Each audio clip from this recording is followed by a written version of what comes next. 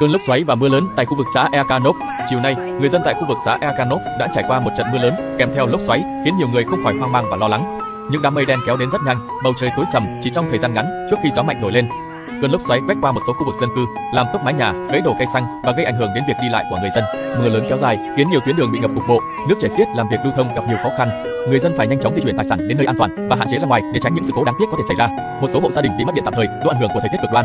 Hiện tượng thời tiết bất thường này là lời nhắc nhở mọi người cần chủ động theo dõi các bản tin dự báo thời tiết, gia cố nhà cửa và chuẩn bị các phương án ứng phó khi thiên tai xảy ra. Chính quyền địa phương cũng đang phối hợp với các lực lượng chức năng để kiểm tra thiệt hại, hỗ trợ người dân khắc phục hậu quả và đảm bảo an toàn cho cộng đồng. Người dân xã Ekanop hy vọng thời tiết sẽ sớm ổn định trở lại để cuộc sống và sinh hoạt hàng ngày không còn bị gián đoạn.